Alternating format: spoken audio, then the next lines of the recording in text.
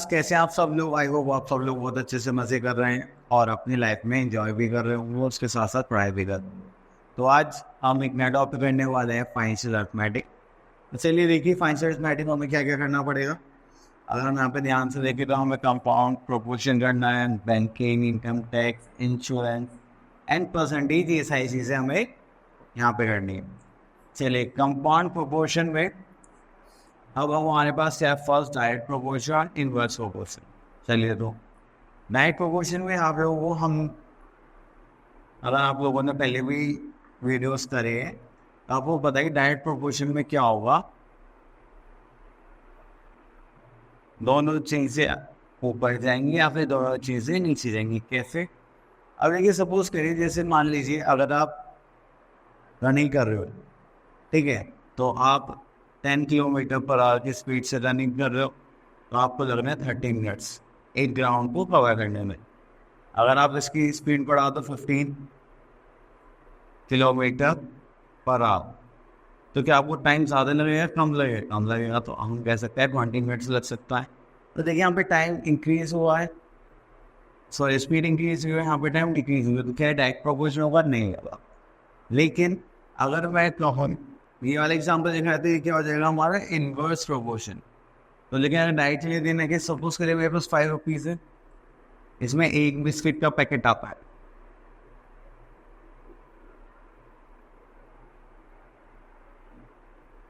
ठीक है। और अगर मान लीजिए मेरे पास 20 रुपीज़ होंगे तो कितने पैकेट्स आ जाएंगे बिस्किट के? 4।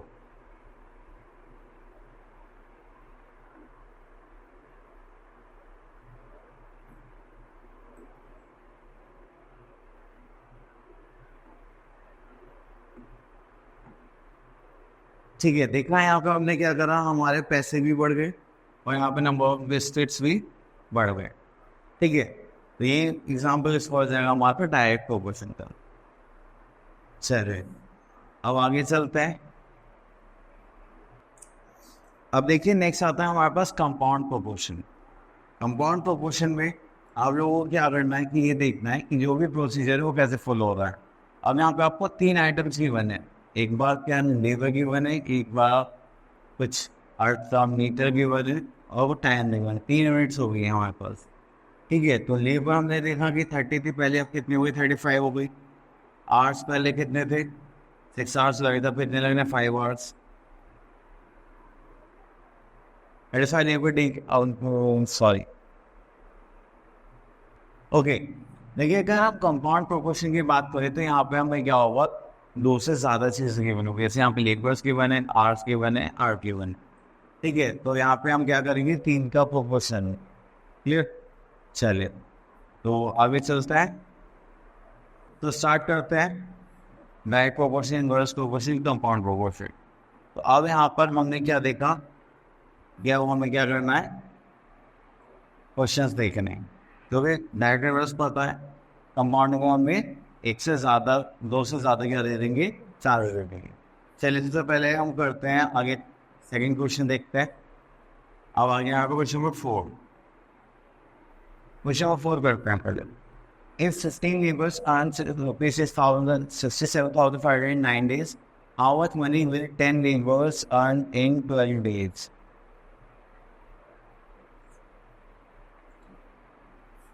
अब देखिए, यहाँ पे क्या हो गया, हमारे पास आ गया कंपाउंड, ठीक है। तो चलिए कंपाउंड वन देखते हैं। तो यहाँ पे लिख देंगे number of labours,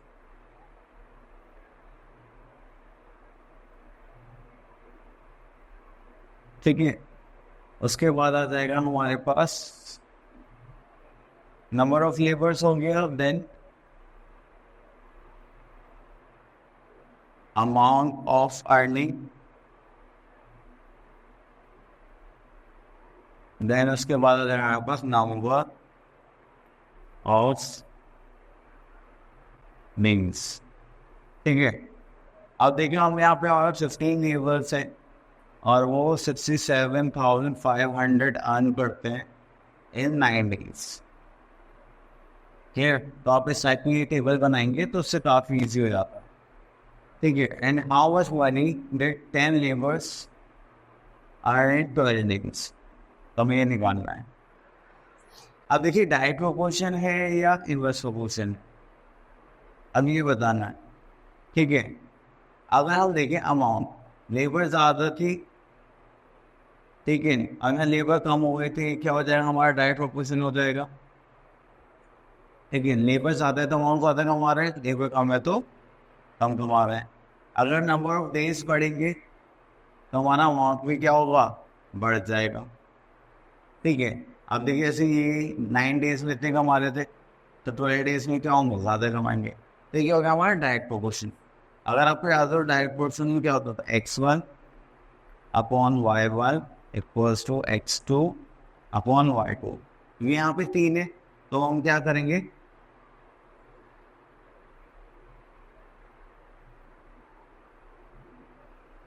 equals to x3 and y3। ठीक है, चलिए तो अब क्या करते हैं, पहले इन दोनों का कर लेते हैं। अब देखिए आपके पास क्या है, x1 कितना है 15, y1 कितना है 67,500, x2 कितना है 10 और y2 कितना है,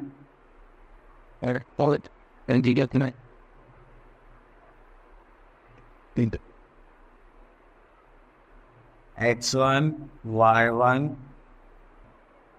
ये मानिए निर्भर है, ये आर से इसको कट कर देना, ये आर है। ठीक है, लेबर 35 30 R5 R.05, ये x, ये 35 से 35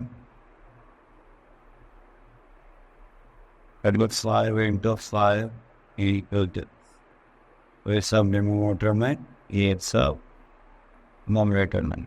ओके,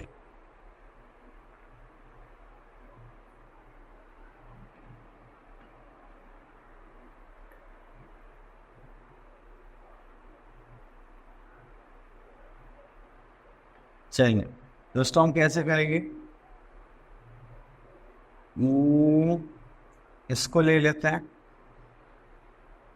ये हो जाएगा x अपॉन 67,500।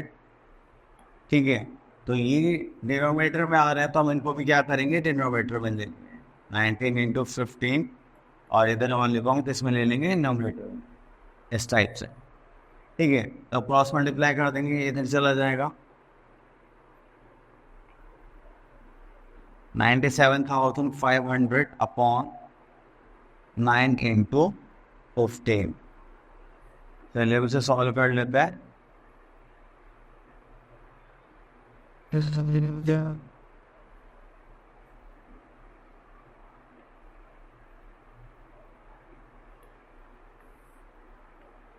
चलिए तो यहाँ पर आ जाएगा x, तो ये कितना हो जाएगा हमारे पास, 3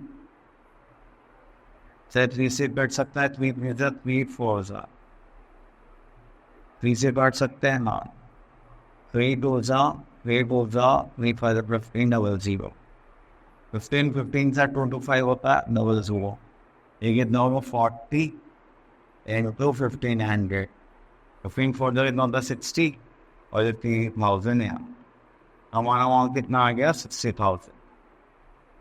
ठीक है, तो ये हो गया हमारा डायरेक्ट प्रोपोर्शन।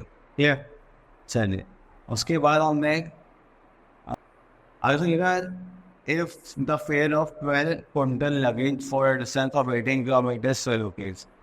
तो 12 क्विंटल्स का जो लगेज है वो 18 किलोमीटर के लिए, ठीक है, और 12 रुपीज़ है। And how much fair will be charge for luggage of 9 quintals, जो क्विंटल्स कम हो गए तो हमारे क्या होगा, चार्जेस भी कम लगेंगे, वह यहाँ पे डिस्टेंस बढ़ गया है। ठीक है, तो ये भी सेम इसी टाइप पहुँच जाएगा। तो आगे देखते हैं, अब यहाँ पे लिखा 10 men assembled 400 cycles in 8 days, and how many cycles 5 men will assemble if they work together for 16 days। अब देखिए यहाँ पे हमारे पास नंबर ऑफ मेन्स आ गया। ठीक है, तो नंबर ऑफ मेन्स कितने, 10। ठीक है, यहाँ पे आ गए number of cycle, number of cycles कितने हैं हमारे पास 400। और यहाँ पर हमारे पास नेक्स्ट है नंबर ऑफ डेज।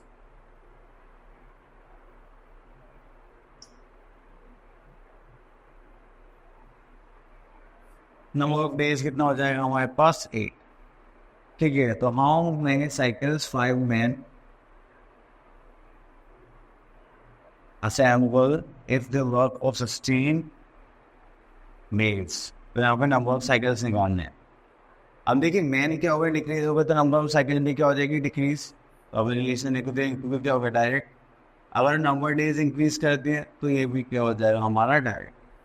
ठीक है, तो चलिए तो हमें क्या करना है, सबसे पहले किस पार्ट को लिख लेते हैं x अपॉन 400। ठीक है, तो ये हमारा कहाँ गया नोमीटर में, ये कहाँ गया डिनोमीटर में।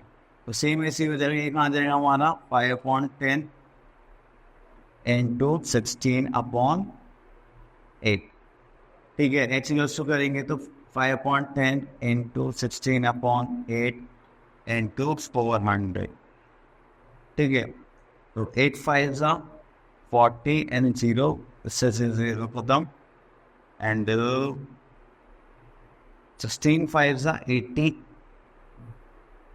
and 85 जा 8 5 जा 40, एक 0 और 400 साइकिल्स आ देंगे।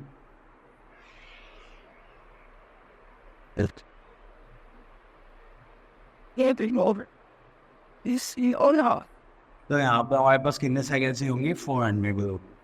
ठीक है, चलिए आई थिंक आप लोगों को क्लियर हो गया होगा। अब आ जाता है पार्टनरशिप पे। तो देखिए जब भी हमें पार्टनरशिप करनी होती है तो हमें पता होता है कि हमारे पास कोई पार्टनर्स है, तो उनके बीच में क्या करेंगे, चीज़ों को डिवाइड करेंगे। डिवाइड कैसे करेंगे, रेशियोज में हो सकता है इक्वल यू। ठीक है, हो सकता है हमारे पास नंबर गिवन हो तो वो देखते हैं। ठीक है, तो यहाँ पे देखिए तो यहाँ पे ऐसा कुछ नहीं है, मंथ्स के हिसाब से डिवाइड करना है। चलिए इसको 4.2 देखते हैं। यहाँ पे लिखा हुआ है Aslam and Akram invested 27,000 and 30,000 to start a business. If they earned a profit of rupees 66,500 at the end of the year, find the profit of each one. चलिए तो यहाँ पे आ जाते हैं।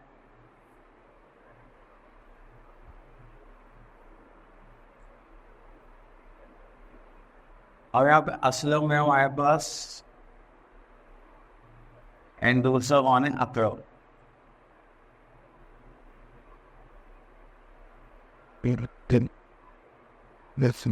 असलम एंड अकरम। अगर हम असलम की बात करें तो हमारे पास कितना हो गया 27,000। और अकरम की बात करें तो हमारे पास कितना हो गया 30,000। ठीक है, अब जैसे ही हमने देखा इन दोनों की कैपिटल्स है तो हम क्या निकालें इनका रेशियो। ठीक है, जिसने इतने कैपिटल इन्वेस्ट कर रखे हो तो रेशियो निकालने के लिए मुझे लोएस्ट फॉर्म में डिवाइड करना पड़ेगा 27,000 अपॉन 30,000। तो करेंगे तो ये हो जाएगा 3 10 3 9 तो ये कितना हो गया 9:10। ठीक है, चलिए अब हमें प्रॉफिट कितना हुआ है 66,500 at the end of the year. तो अगर हम इसमें शेयर निकालें, इसमें शेयर निकालना है, दोनों का निकालना है, कितना कितना आएगा। चलिए तो हम यहाँ पे कर देते हैं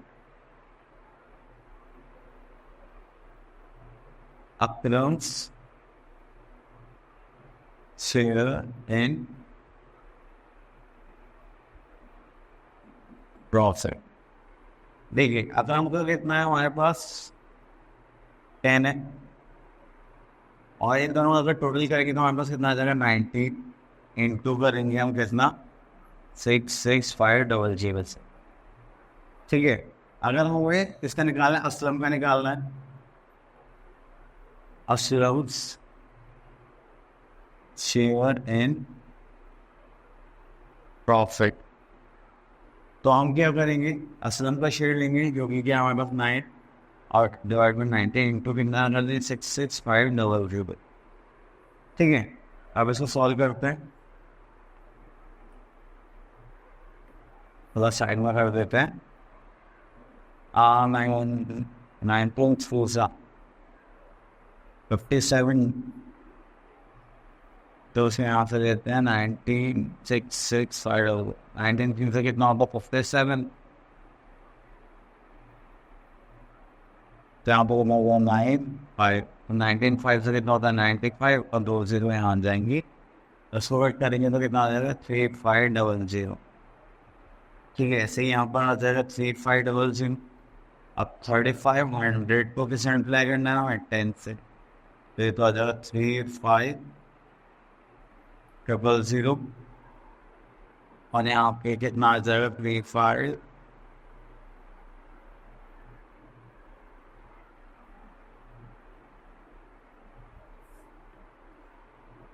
वो 35,000 ठीक है, तो 31,500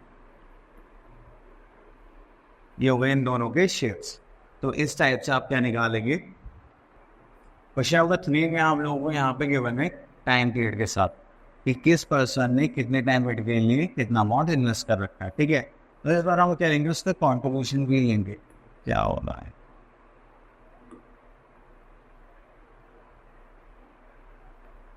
भाई आगे नहीं चल रहा,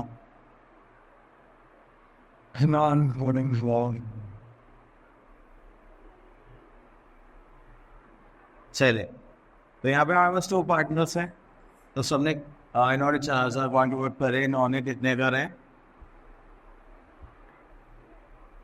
4,000 3,000। चलिए, तो कॉन्ट्रीब्यूशन ऑफ फर्स्ट पार्टनर हमें कितना गिवन है, दैट इज 4,000। नेक्स्ट आता है हमारे पास contribution of second partner, that is 3,000। अब आप लोगों को क्या निकालना है, कि प्रोपोर्शनेट रेशियो निकालना है। ठीक है, कॉन्ट्रीब्यूशन हो गया, तो वो रेशियो निकालने जा रहे हैं। अब रेशियो कैसे निकालेंगे, देखिए हमारे पास दोनों की कैपिटल हो गई 4,000 और 3,000। अब फर्स्ट पर्सन ने कितने मंथ्स के लिए लगाई हुई है 9 मंथ्स के लिए, और सेकंड पर्सन ने कितने के लिए लगाई है 7 मंथ्स के लिए। ठीक है, तो देखिए अब कैसे करेंगे, 3 से, ठीक है 3 से 3 कैंसिल आउट हो जाएंगे, 3 1 3 3 3 9, तो कितना हो गया 4 3 से 12 और ये हो गया 7, तो इनके रेशियो कितना आएगा 12:7। चलिए, डिवाइड प्रॉफिट, ओके, तो इसको थोड़ा सा छोटा कर लेते हैं।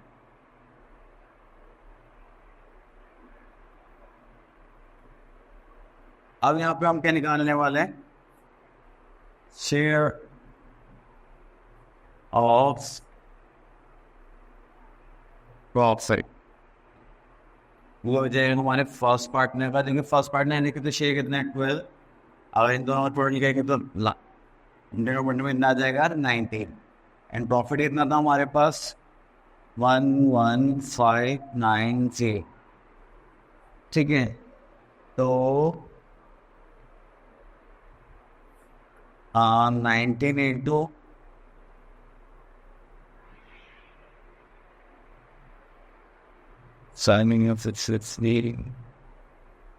6 से करके रखें, 6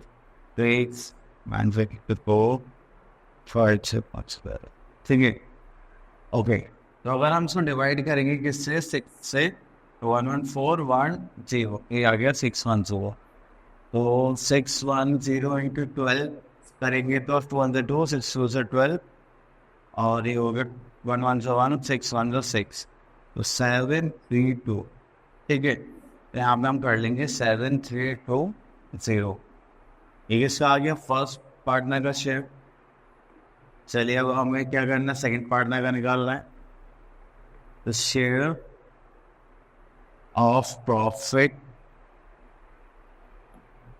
और सेकंड पार्टनर।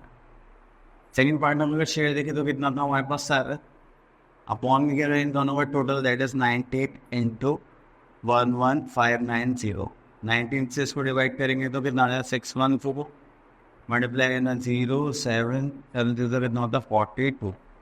ये आ गया सेकेंड पार्टनर का शेयर। क्लियर। चलिए आगे चलते हैं। चलिए बाकी के सारे पार्ट सेम इसी टाइप से हैं। अब 2 की जगह 3 पार्टनर्स आ जाएंगे तो 3 पार्टनर वाला और कर लेते हैं। चलिए देखिए, जब भी प्रॉपर्टी या कुछ और डिविजन की बात चलती है तो हम उसमें देखते हैं कि हम आगे इसमें क्या पार्ट डिवाइड करेंगे। तो पहले क्या करेंगे, जैसे मान लीजिए कोई एक पर्सन है एक्स, ठीक है, तो वो उसकी डेथ हो गई है, तो उस पर साइड में भी पर्सन होंगे तो प्रॉपर्टी उसमें अकॉर्डिंगली डिवाइड की जाएगी। ठीक है, तो इससे बोलते हैं inheritance.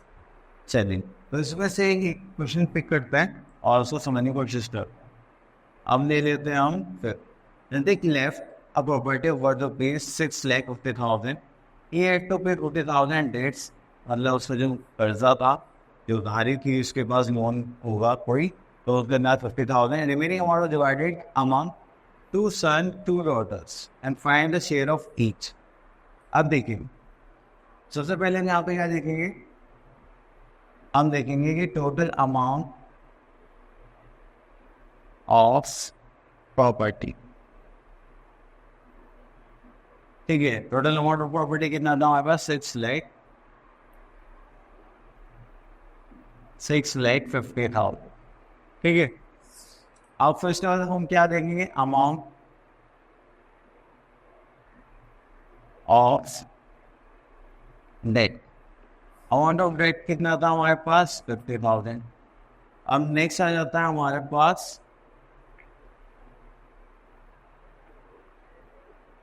remaining amount of property। अब अभी देखिए उनका डेट के तो क्लियर करना जरूरी है, तो हम क्या करेंगे, सिर्फ 50,000 में से 50,000 डेट माइनस करके अपने पास रख लेंगे। तो हमारे पास कितने की प्रॉपर्टी बची फाइनल 6 लाख की। अब देखिए यहाँ पे इनके पास कितने सन हैं 2 और ऑर्डर्स कितने हैं 2, तो हमें इक्वल इक्वल पार्ट्स में बांटना है। तो यहाँ पे लिख देंगे number of children, that is 2 + 2 कितना हो जाएगा 4। ठीक है, चलिए तो अब हमारे पास शेयर निकालना है। शेयर ऑफ 1 सन, सन कितने थे हमारे पास टोटल, देखिए टोटल अमाउंट कितना था 4, तो 4 सन कितना है 1, क्योंकि यहाँ पे 2 है, तो कितना हो जाएगा 6 लाख 15 4 = 60। ठीक है, तो 1,50,000 किसका आ जाएगा, शेयर ऑफ ईच सन लिख लेते हैं यहाँ पे। ठीक है, और शेयर ऑफ ईच डॉटर, वो भी कितना होगा 1/4 ऑफ 1,50,000, सॉरी 6 लाख, वो भी कितना आ जाएगा हमारे पास 1,50,000। तो हर किसी का शेयर कितना है, इतना है। ठीक है, चलिए अब इसी टाइप के क्वेश्चन में सारे आप कर सकते हैं। नेक्स्ट आता है बैंकिंग। तो बैंकिंग में हमारे पास कुछ टर्म्स हैं, देखिए जैसे कि हमारे पास कमर्शियल बैंक्स होते हैं। कमर्शियल बैंक का फंक्शन क्या होता है कि वो डिपॉजिट्स को एक्सेप्ट करते हैं, मतलब जो भी आप बैंक में पैसा डिपॉजिट कर रहे हैं और उसके बदले में क्या देते हैं, लोन देते हैं। ठीक है, अब उसमें सबसे पहले आता है PLS सेविंग्स बैंक अकाउंट, तो इसमें profit loss savings bank account होता है। ठीक है, अब उसका आता है करंट डिपॉजिट्स अकाउंट, जिसमें हम क्या करते हैं, बिजनेसमैन को यूज़ करने के लिए बोलते हैं। ठीक है, एक आता है PLS टर्म डिपॉजिट्स, ये क्या होता है, this not is free of interest, वो इंटरेस्ट नहीं मिलता, लेकिन जो भी प्रॉफिट होगा शेयर होगा बैंक को तो उसमें डालते हैं 6 मंथ्स के लिए। नेक्स्ट आता है फॉरेन करेंसी अकाउंट, जैसे आपको किसी भी भागी करेंसी में डील करना है तो आप उसमें क्या करेंगे, फॉरेन करेंसी अकाउंट आपको खोलना पड़ेगा। अगर आपको डॉलर्स खरीदने तो ऐसे थोड़ी ना आपको सेविंग्स बैंक अकाउंट में आ जाएंगे, तो आपको उसके लिए क्या खोलना पड़ेगा, फॉरेन करेंसी अकाउंट। नेक्स्ट आता है हमारा नेगोशिएबल इंस्ट्रूमेंट। नेगोशिएबल इंस्ट्रूमेंट होता है कि जिसपे हम एक पर्सन से दूसरे पर्सन पे कुछ विजेस ट्रांसफर करते हैं, जस्ट लाइक चेक। ठीक है, तो चेक में क्या होता है कि हम अपने एक अमाउंट ट्रांसफर कर देते हैं। ठीक है, तो फिर उसके बाद आता है हमारे पास चेक क्या होता है, ग्लिटर ऑर्डर होता है कि हम बैंक को बोलते हैं कि आप एक पर्टिकुलर अमाउंट लीजिए और मेरे अकाउंट से माइनस करके दूसरे पर्सन में ट्रांसफर वो कर दीजिए। डिमांड ड्राफ्ट में सेम इसी तरह होता है कि हम इसको यूज़ करते हैं ट्रांसफर ऑफ पेमेंट्स के लिए, ठीक है, एक बैंक से दूसरे बैंक के लिए। अब पे ऑर्डर क्या होता है, एक डॉक्यूमेंट होता है जिसमें हम बैंक को इंस्ट्रक्ट करते हैं कि आप एक सर्टेन अमाउंट उसको पे कर दीजिए, थर्ड पार्टी को कर दीजिए, ठीक है। नेक्स्ट आता है ऑनलाइन बैंकिंग। आजकल आपको पता है कि जितने कस्टमर्स हैं वो ऑनलाइन बैंकिंग का यूज़ करके सारी पेमेंट्स करते हैं। नेक्स्ट आता है हमारे पास एटीएम। एटीएम क्या होता है, ऑटो टेलर मशीन, जिससे हम क्या करता है, कुछ लोग भी अपना कैश विड्रॉ कर लेते हैं। डेबिट कार्ड आपके पास हैं जिसको हम क्या बोलते हैं, प्लास्टिक पेमेंट कार्ड। ये कोई भी होल्डर होता है उसके पास इलेक्ट्रॉनिक एक्सेस होता है, या उस कार्ड से क्या कर सकते हैं, अपने अकाउंट में जितने भी अमाउंट है उसकी आप पेमेंट कर सकते हैं। नेक्स्ट आ जाते हैं हम क्रेडिट कार्ड्स। क्रेडिट कार्ड एक टाइप से आपको पास एक प्लास्टिक कार्ड नहीं होता, लेकिन आप इसको यूज़ कर सकते हैं चाहे आपके अकाउंट में पैसे हो या ना हो।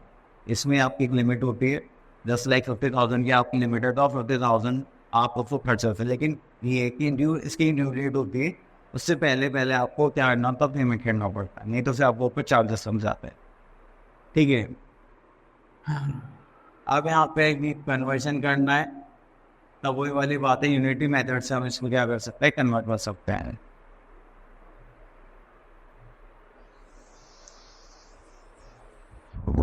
चलिए, तो इसमें लिखा है मिस्टर सौद मोहम्मद से Pakistani rupees 50,000 US dollars, how many US dollars we have received।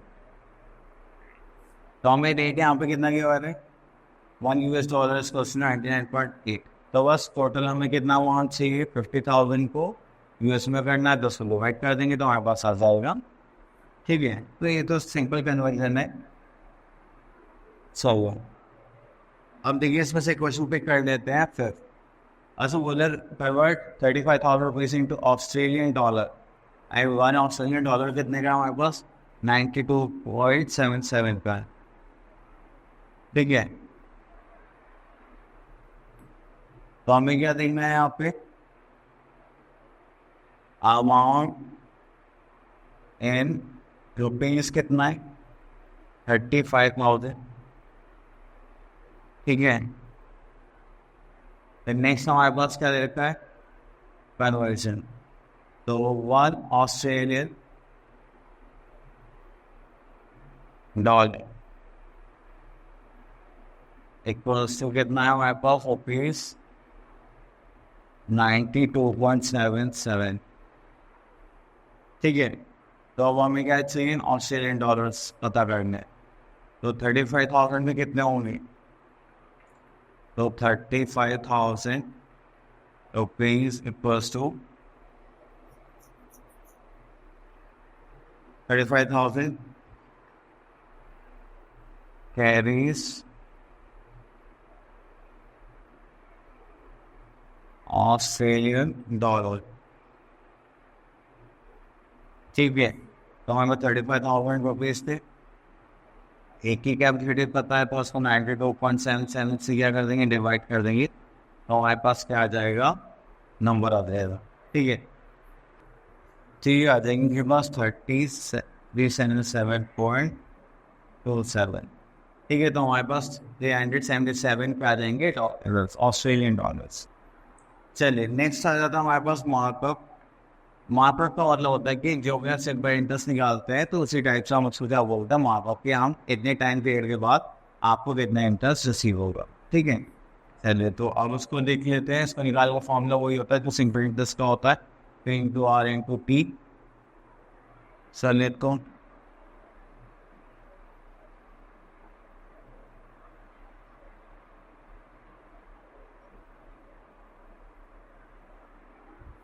चलिए यहाँ पे कुछ टॉपिक्स और हैं, जैसे कि हमारा overdraft, running finance. Running finance क्या होता है, सिमिलर होता है ओवरड्राफ्ट के। ओवरड्राफ्ट होता है कि जब भी आपके पास बैंक में पैसे कम होते हैं और आप उनसे ज़्यादा विड्रॉ कर लेते हैं, that is your overdraft limit, जो बैंक वाले प्रोवाइड करते हैं किसी भी कस्टमर को, ठीक है। लेकिन ये होता है कि पर्टिकुलर टाइम पीरियड का ये होता है। अब आता है डिमांड फाइनेंस। डिमांड फाइनेंस क्या होता है कि पर्सन की इच्छा से हमको बने सर्टेन प्रोडक्ट बाय करता है, ठीक है। अब लीजिंग का मतलब होता है कि एग्रीमेंट होता है कि आप एक कॉन्ट्रेक्चुअल एग्रीमेंट करते हैं between the lease to pay the lessor मतलब owner of the use of assets, ठीक है। इसका मतलब एक रेंट की तरह ये काम करता है कि आप इतने टाइम के लिए आप इसको लीज पे ले लेते हैं, ठीक है। चलिए अब आ जाते हैं इस पर। तो इसमें से क्वेश्चन देखते हैं। हमने ले लिया क्वेश्चन नंबर 4।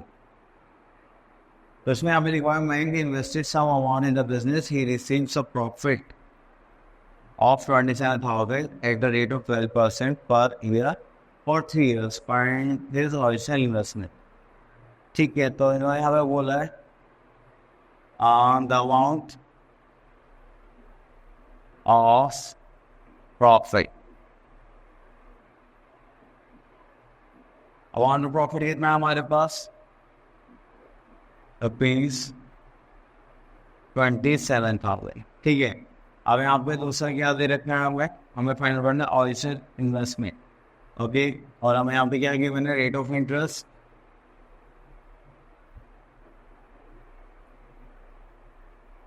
ये भी हमें 12% गिवन है। एंड टाइम पीरियड हमें कितना गिवन है,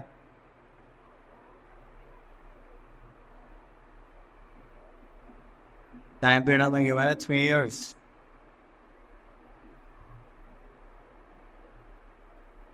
ठीक है। तो हमें पता है कि यहाँ पे हमारे पास होता है मार्कअप,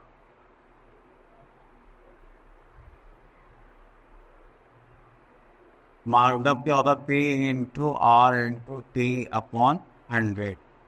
तो हमें मार्कअप के उस ऊपर क्या मिला हमें 27,000 का प्रॉफिट मिला है।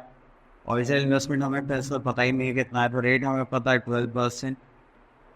और ये टाइम पीरियड कितना था 3 years। सो क्रॉस मल्टीप्लाई करेंगे क्या आ जाएगा 27,000 अपॉन 12 इंटू 3 इंटू 100, तो हो गया पी। चलिए 3 से करेंगे तो कितना हो जाएगा 9, फिर 3 से करेंगे 3 से करेंगे तो 4 से करेंगे तो हो जाएगा 25। तो 25 3 से कितना होगा 75,000।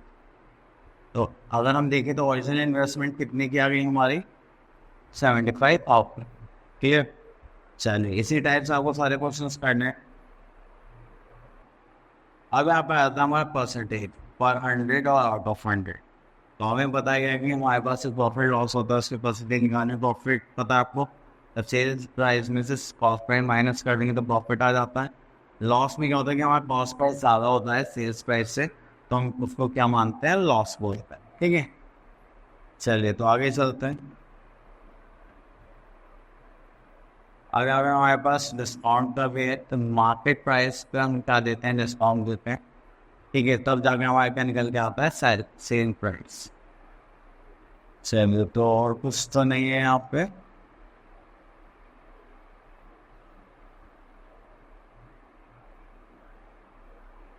ओके तो 4.6 पर आ जाता है। तो यहाँ पर हमें क्या गिवन है, हमें गिवन है फोर्थ पार्ट। आपसे लिखा था market price of every article will reduce to 12% sell at the store at a cash customer was given a further 10% discount. What would be a cash customer pay for an article at the article in the mark for initially 2000? चलिए mark price हमें given है, तो मैं लिख लेते हैं mark या फिर मार्केट प्राइस ऑफ आर्टिकल। तो हमें कितना गिवन है मार्केट प्राइस आर्टिकल का, दैट इज 2000, ठीक है। उसके बाद मुझसे बोला गया कि आपको नॉर्मल डिस्काउंट देना है,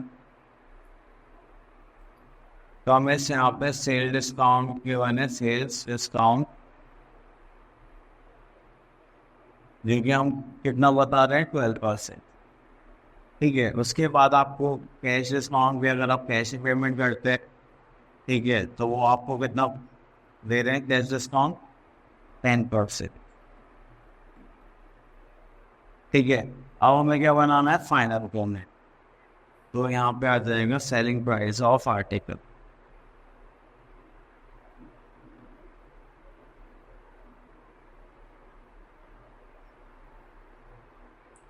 ठीक है, सेलिंग प्राइस में देखिए अब आपके पास दो तरीके हैं, आप इसमें से पहले 12% निकाल के माइनस करें, फिर 10% माइनस करें, या फिर आप इसको डायरेक्ट भी कर सकते हैं ऐसे 2000 इंटू। अब हमने पहले कितना दिया, 100 में से 12% माइनस करा, देन अगेन कितना करा, 10% माइनस करा।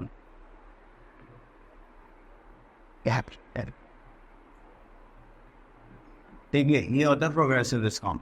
चलिए तो करेंगे तो कितना आ जाएगा, 12,000 upon 100 sorry into 88 into 90 upon 100।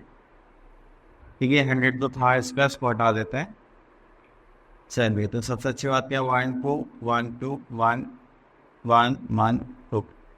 ठीक है, तो हमारे पास क्या बचा, ये वाला पार्ट।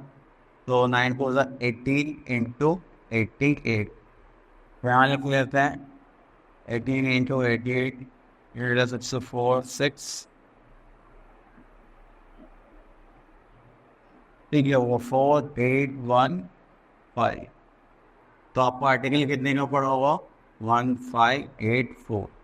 जब आप उसकी कॉस्ट प्राइस पे करेंगे तो वो होगा आपका 1584। तो इसी टाइप से आपको डिस्काउंट प्रॉफिट ये सब लगाना है, तो आप इजीली कर सकते हैं। चलिए आगे चलते हैं। नेक्स्ट आता है इंश्योरेंस। देखिए, एक होता है इंश्योरेंस, एक होता है हमारे पास लीगल इंश्योरेंस। तो इंश्योरेंस में हमारे पास जो लाइफ इंश्योरेंस होगा वो हम किसके लिए करवाते हैं, अपने लिए करवाते हैं, और भाई साहब हमें कुछ इमरजेंसी हो जाए। और लीगल इंश्योरेंस होता है कि जैसे हमारे पास कोई भी प्रॉपर्टी है तो उसके लिए हम इंश्योरेंस क्लेम कर सकते हैं। ठीक है, तो चलिए अब हमें यहाँ पे क्या करना है, प्रीमियम पे करना है। प्रीमियम पे सिंपल हमें क्या निकालना है, इनका परसेंटेज और उनको ऐड कर देना है। ठीक है, चलिए तो देखते हैं, हम एक क्वेश्चन पे कर लेते हैं। क्वेश्चन 4 देखते हैं। तो यहाँ पर हमें ये बने, Usama insured his life for 7 lakh rupees and the final and fine annual premium of at 4.5% of the policy amount, with the policy fee at the rate of 0.25%. And with the monthly premium at the rate premium at 9% of annual premium. तो देखिए पहले annual premium निकालना है, तो यहाँ पे हमें the amount of insurance, तो यहाँ पे हमें अमाउंट ऑफ इंश्योरेंस कितना के बाद है,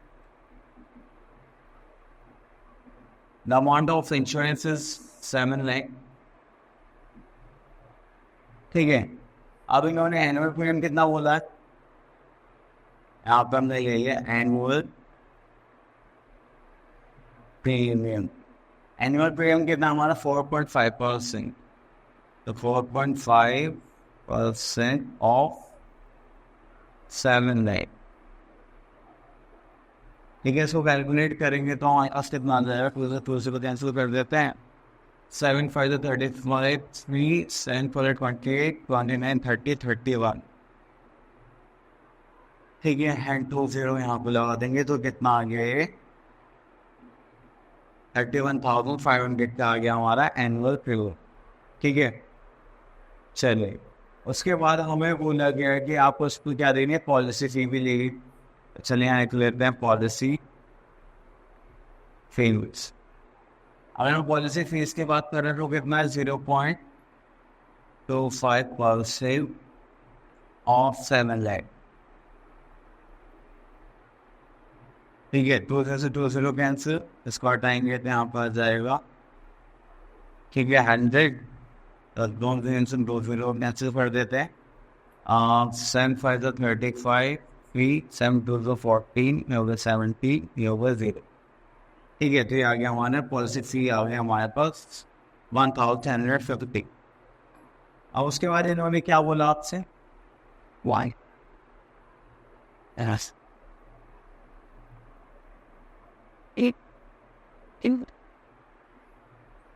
अब आपसे बोला क्या गया है, सर आपसे बोला गया है कि इसको बाद एवरेज हाँ एवरेज मंथली पे आउट है 9% ऑफ एनुअल प्रीमियम।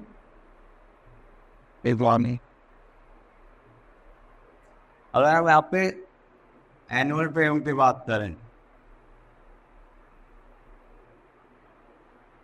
तो वो हो जाएगा आपका 31,500 प्लस 1750। ये कितना हो जाएगा? 33,250। ठीक है, ये हो गया 7 में 12। ओके, उसके बाद यहाँ पर इन्होंने क्या बोला है?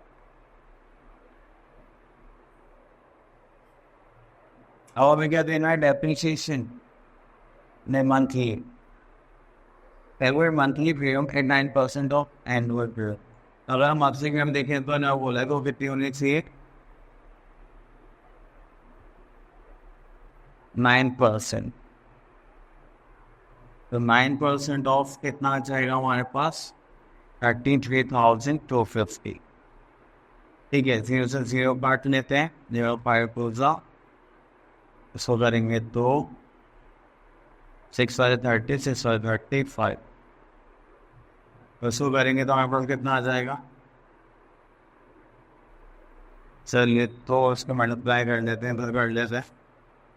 4.5 और 665।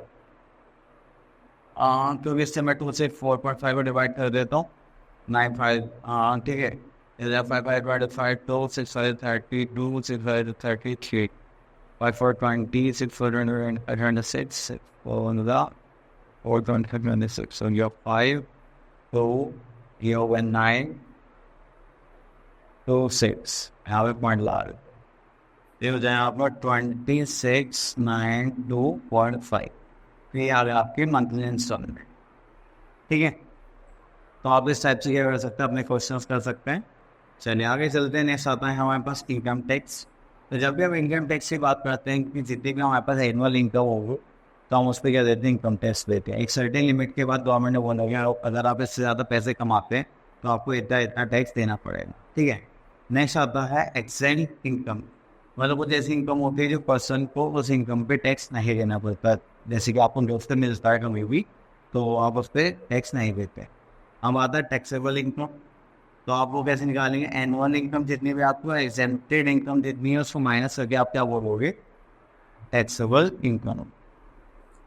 चलिए, तो अभी हमारे पास रेट दे रखा है 0 to 4 लाख तक आपको 0% इंटरेस्ट देना पड़ता है। और 4 लाख से जितना भी ऊपर होगा आप उस पर क्या देंगे? 5%। ठीक है, 4 लाख से ऊपर 7,50,000 है तो आपके पास कितना आ गया? 50,000 का आप दोगे 5% का इनकम। क्लियर? नेक्स्ट आता है solve simple real life problem related to income tax. चलिए ये तो हम कर ही लेंगे, तो आगे आ जाते हैं। अब यहाँ पे एक क्वेश्चन देखते हैं। अब देख लेते हैं, annual income of a person is तो आउट ऑफ करोड़ हो गया है। ठीक है, 1,000 लाख 10 लाख करोड़, ये हो गए 2,35 lakhs। ठीक है, calculate is income tax when tax rate is 17.5। चलिए देखिए, उस क्वेश्चन में हमें कितना गिवन था? 17.5 गिवन था और हम आ गए इस वाले स्लॉट में। ठीक है, ये तो गिवन है 17.5। ठीक है, और 2,35 lakhs भी है, तो हम कौन से स्लॉट में आ गए? 6 स्लॉट में। ठीक है, तो हमारे पास पहले कितना था?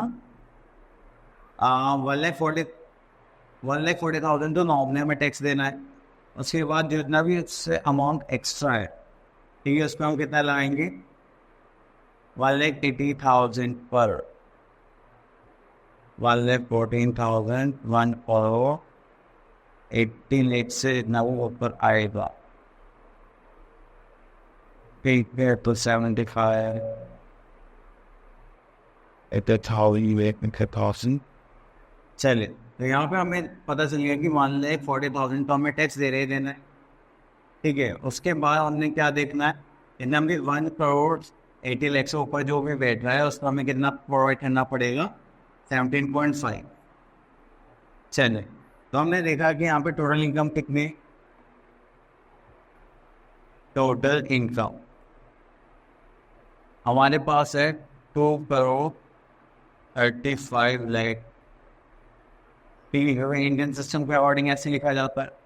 ठीक है, तो हमारे पास लिमिट क्या आती है? तो देखो हम यहाँ पे निकालने वाले हैं इनकम टैक्स।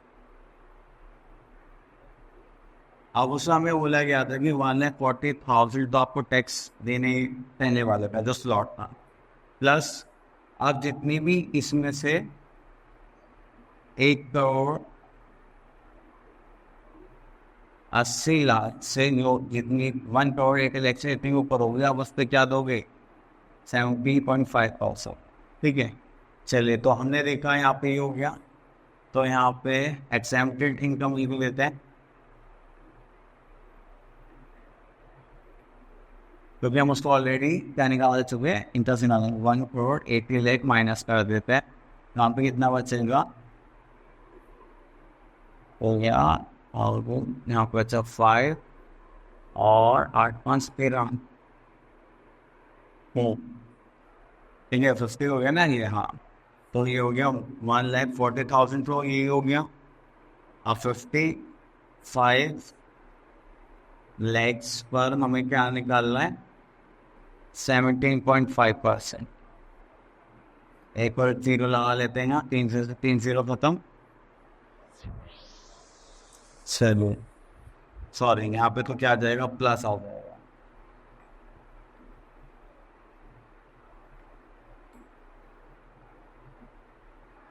तो यहाँ पे लिख लेता हूँ प्लस, तो निकालते हैं तो 175 into 55, 5.5 2 so 35 37 3 5 3 8 8 7 5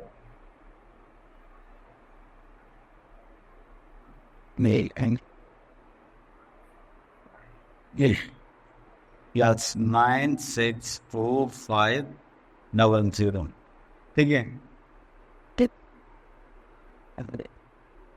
ये हो गया हमारा टैक्स रेट। तो अगर हम इनको ऐड करेंगे तो कितना आ जाएगा? सही था। हाँ, इन से 3 जीरो करता और ऐड किया तो 9 6 2 5 डबल 2। ये हो जाएगा हमारे पास 500 अगेन 2 0 9 और 1 कितना हो जाएगा? 10 11। तो ये आ गया हमारे पास 11,02,500 हमारा टैक्स। क्लियर? इस टाइप से आप क्या निकालोगे? टैक्स निकालोगे। आई होप आप लोगों के साइड ऑफ समझ में आए होंगे। थोड़ा सा चैप्टर लेंथी है और इसमें टॉपिक से थोड़ी कॉम्प्लिकेटेड है, तो आप लोग को अच्छे से प्रैक्टिस करें और उसको करें। ठीक है, चलिए, थैंक यू सो मच।